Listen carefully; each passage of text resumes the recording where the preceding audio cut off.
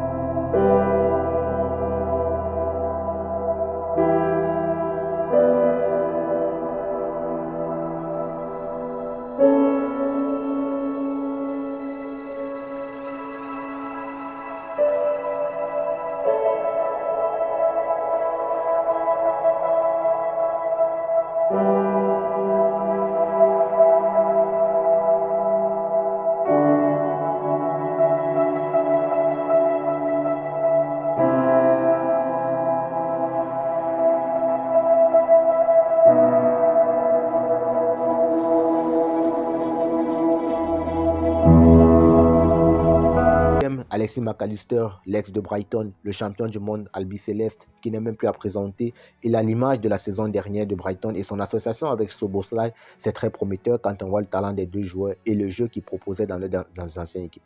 J'attribue donc à Liverpool une note de 8 sur 10 pour son mercato, ce qui fera en tout une note totale de 23,5 sur 30. Avec un recrutement aussi offensif, c'est sûr que Jürgen Klopp nous prépare un rouleau compresseur, mais les petites lacunes au milieu qui est trop orienté offensivement font en sorte que ça restera insuffisant pour le titre.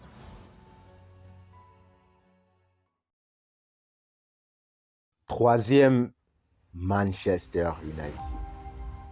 Depuis qu'Erik ten Hag a été intronisé au poste d'entraîneur du club, on sent qu'il y a quelque chose qui se prépare dans l'ombre à Manchester.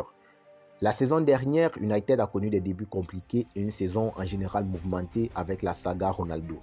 Mais après la Coupe du Monde, tout est redevenu normal, tout est revenu dans l'ordre et le club a enchaîné des victoires pour finalement terminer sur le podium. Mais le couronnement de cette belle saison, c'est la Coupe de la Ligue remportée face à Newcastle, un bain de joie pour les supporters car les trophées et United, c'est pas tout à fait ça ces dernières années. Cette saison, pour aller au bout de leurs ambitions, les Red Devils ont plutôt recruté intelligemment. André Onana, la plus intéressante des recrues, qui vient succéder à l'historique David De Gea, qui a fait ses valises après 10 années passées au club. Intéressant parce qu'André Onana, c'est un très grand gardien qui sort d'une saison globalement réussie avec Inter Milan et qui possède des qualités exceptionnelles pour un gardien, à savoir sa qualité de jeu au pied. C'est un domaine qui a fait beaucoup défaut à David De Gea les précédentes saisons, sans toutefois remettre en cause ses qualités.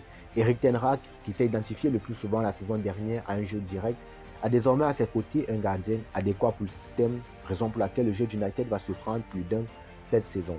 À ses côtés, Mason Mount et Rasmus Højlund, qui de leur côté viennent aussi colmater les brèches qu'il y avait dans le 11 entrant des Red Devils, à savoir premièrement le poste d'avant-centre où on ressentait l'absence d'un numéro 9 tueur pour concrétiser toutes les occasions de l'activité offensive. Rasmus Højlund, c'est un profil comme Erling Haaland, pas seulement physiquement, mais aussi dans le jeu. C'est un attaquant assez technique qui sait prendre de la profondeur et très intéressant dans ses appels et contre-appels. De plus, il a une grande taille, ce qui le favorise dans le jeu aérien. Ce n'est que de bon augure pour l'attaque mancunienne.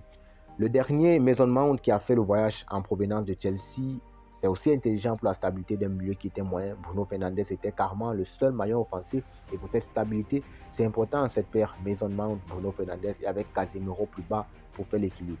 Pour ce mercato ultra intelligent et très réussi, Manchester United hérite d'une note de 8,5 sur 10. Le 4-3-3 de Ten Hag est plutôt évident cette saison. André Onana bien évidemment dans la cage, Lisandro Martinez et Raphaël Varane dans l'axe, Shaw et Van Bissaka pour animer les couloirs, Casemiro en pointe basse, Mount et Bruno Fernandes pour assister l'attaque et l'attaque elle-même, Rashford, Højlund, Anthony. Une équipe bien équilibrée à tous les postes et qui mérite logiquement une note de 8,5 sur 10. Par contre, malgré la présence de Garnacho et Sancho sur le banc de touche, ça reste tout de même pauvre. Un 7 sur 10 donc pour la profondeur du banc, ce qui fait une note globale de 24 sur 30. Deuxième, Manchester City. Le tenant du titre est sans aucun doute un des grands favoris pour le titre une nouvelle fois cette saison. La saison dernière a ressemblé à un carnage en Angleterre mais aussi en Europe. Pour la première fois de son histoire, le club a remporté la Coupe aux grandes oreilles et a réalisé un triplé historique pour couronner une saison plus que réussie.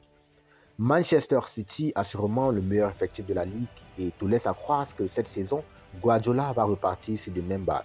Pour combler le départ du capitaine Ilkay Gundogan, Pep s'est tourné vers Mateo Kovacic de Chelsea qui a un profil vraiment similaire à l'allemand, ce qui donne raison de croire que l'équipe sera bâtie sur le même squelette que la saison précédente. Un 3-2-4-1 avec Ederson au goal, Diaz, Akanji et Ake pour la ligne de 3. Mais le petit changement pourrait être l'intégration de Josko Vardiol à la place de qui, je ne sais pas, peut-être Ake ou Akanji. Josko Vardiol, c'est un défenseur jeune et prometteur qui n'est plus à présenter. On a tous vu sa Coupe du Monde magnifique et le travail qu'il a abattu du côté de Leipzig.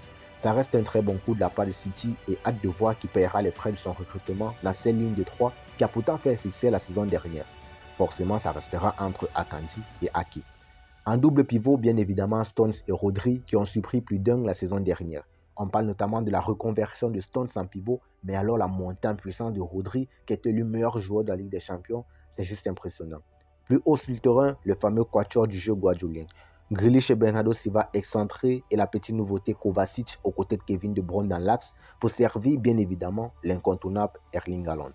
On est parti sûrement pour un nouveau carnage de la part de Guardiola. Pour cet effectif plus que correct, Manchester City obtient la note de 9 sur 10 pour son 11 entrant. Le peu de recrutement cette saison, mais tout de même intelligent pour continuer dans la même lancée, fait que City obtient la note de 8 sur 10 pour son mercato. Avec un banc de touche bien garni côté talent, Foden, Alvarez pour ne citer que ceux-là, mais avec le départ probable de Joao Cancelo au Barça, j'attribue une note de 7,5 sur 10 pour la profondeur des options du banc. Manchester City s'échappe donc avec une note globale de 24,5 sur 30.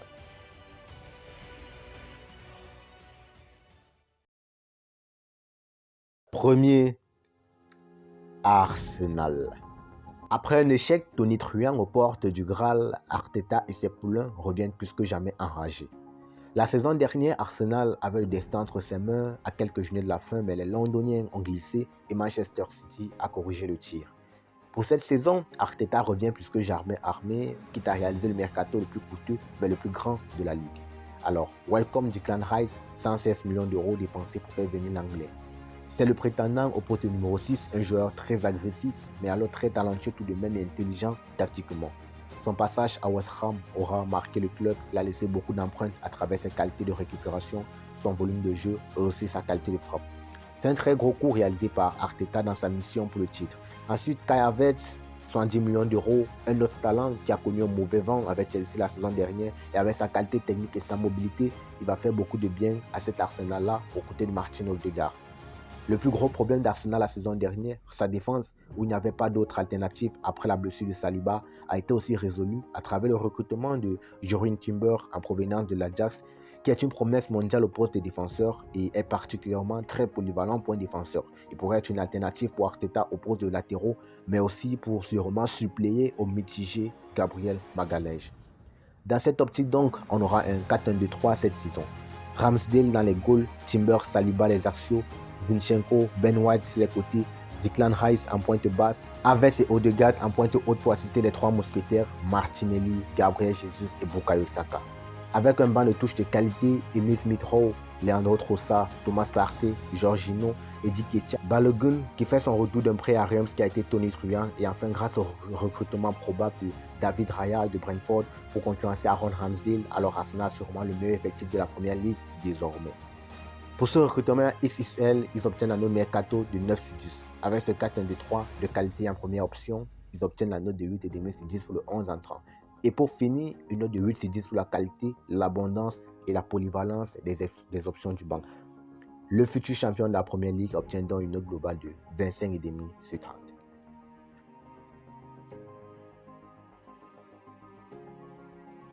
Voilà les amis, Arsenal est selon moi l'équipe la plus armée pour espérer gagner la première ligue. Après, ça reste à voir sur le terrain, mais sinon, tous les ingrédients sont là pour détrôner Guardiola. Après, ça reste mon avis. J'attends le tien en commentaire.